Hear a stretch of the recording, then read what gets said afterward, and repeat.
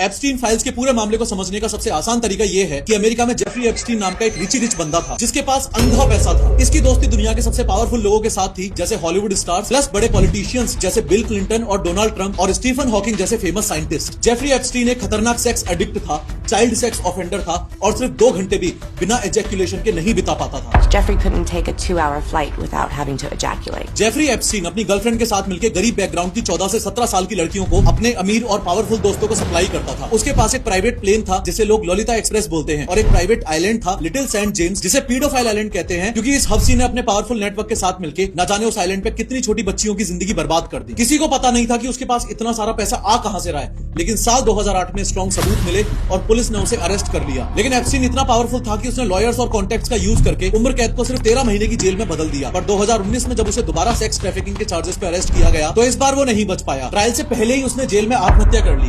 कम से कम ऑफिशियली तो यही स्टोरी है, लेकिन बहुत लोग मानते हैं कि उसे इसलिए मारा गया ताकि वो पावरफुल लोगों के नाम ना उगल दे। एप्स्टीन तो मर गया, लेकिन विक्टिम्स को इंसाफ चाहिए था। तो एक विक्टिम जिसकी अभी मैंने आपको क्लिप दिखाई थी, उसने जेफरी एप्स्टीन की गर्लफ्रेंड के खिलाफ केस किया। उस केस में हजारों पेजेस के सील्ड डॉक्यूमेंट्स थे। कोर्ट ने अब इन्हें पब्लिक करने का ऑर्डर दिया है। यही डॉक्यूमेंट्स फिलहाल चर्चा में हैं और इन्हें ही एप्स्टीन फाइल्स कहा जा रहा है। ध्यान रहे, नाम एप्स्टीन फाइल्स में माइकल जैक्सन का भी है, पर नाम आने का मतलब ये नहीं है कि जितने भी नाम आए हैं वो सारे के सारे क्रिमिनल्स हैं। जिन्होंने अब्यूज किया है वो क्रिमिनल्स माने जाएंगे।